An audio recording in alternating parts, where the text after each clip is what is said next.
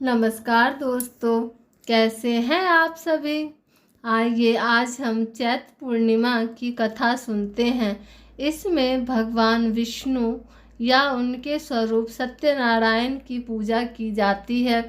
काशीपुर नगर के एक गरीब ब्राह्मण को भिक्षा मांगते देखकर भगवान विष्णु जी ने स्वयं ही एक बूढ़े ब्राह्मण के रूप में उस निर्धन ब्राह्मण के पास गए और कहने लगे कि हे विप्रे, श्री सत्यनारायण भगवान मनोवांछित फल देने वाले हैं। तुम उनका व्रत पूजन करो, जिसे करने से मनुष्य सब प्रकार के दुखों से मुक्त हो जाता है।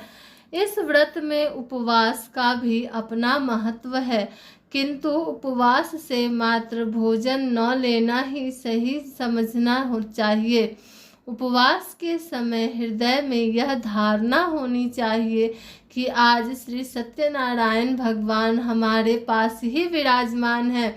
अतः अंदर व बाहर शुचिता बनाए रखनी चाहिए और श्रद्धा विश्वास पूर्वक भगवान का पूजन कर उनकी मंगलमयी कथा का श्रवण करना चाहिए।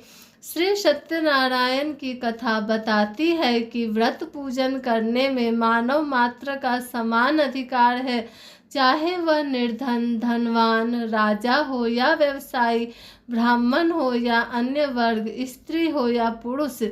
यही स्पष्ट करने के लिए इस कथा में निर्धन ब्राह्मण, गरीब लकड़हारा, राजा उल्कामुख, धनवान व्यवसायी, साधु वैश्य, उनकी पत्नी लीलावती, पुत्री कलावती, राजा तुंगध्वज एवं गोपगणों की कथा का समावेश किया गया है।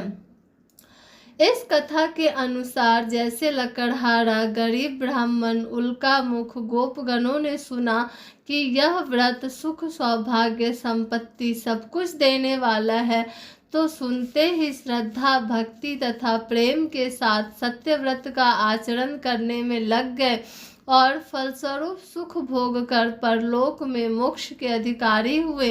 एक साधु वैश्य ने भी यही प्रसंग राजा उल्कामुख से सुना, किंतु उसका विश्वास अधूरा था और श्रद्धा में कमी होने के कारण उसने मन में प्रण लिया कि संतान प्राप्ति पर सत्य व्रत पूजन करूंगा। समय बीतने पर उसके घर एक सुंदर कन्या ने जन्म लिया।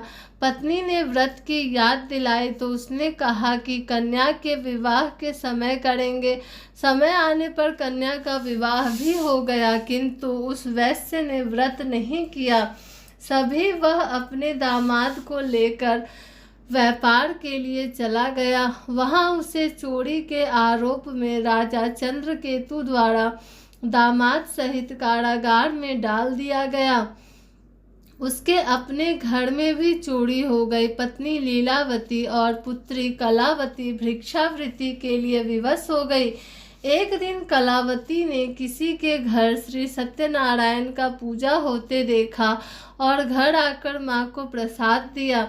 तब माँ ने अगले दिन श्रद्धा से व्रत पूजन कर भगवान से पति और दामाद के शीघ्र वापस आने का वरदान मांगा।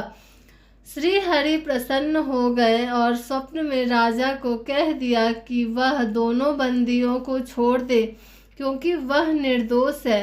राजा ने अगली सुबह उनका धन धान्य तथा प्रचुर द्रव्य देकर उन्हें विदा किया। घर आकर पूर्णिमा और संक्रांति को सत्यव्रत का जीवन भर आयोजन करता रहा। परिणाम स्वरूप उसे सांसारिक भोग कर सुख भी प्राप्त हुआ और वह मोक्ष को भी प्राप्त हुआ।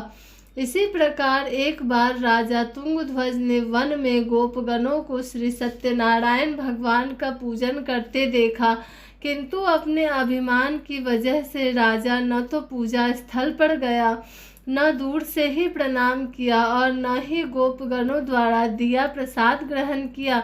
परिणाम यह हुआ कि राजा के पुत्र, धन धान्य, अश्व गजादि सब नष्ट हो गए। राजा को फिर यह आभास हुआ कि विपत्ति का कारण सत्यदेव भगवान का निरादर है। तब उसे बहुत पश्चाताप हुआ। वह तुरंत वन में गया और गोपगणों को बुलाकर उनसे सत्यनारायण भगवान की पूजा विधि पूछी और उसके बाद पूजा भी की। फिर उसने उनसे ही प्रसाद ग्रहण किया तथा घर आ गया।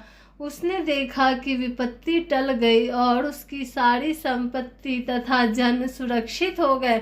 राजा प्रसन्नता से भर गया और अपना सर्वस्व भगवान को अर्पित कर दिया।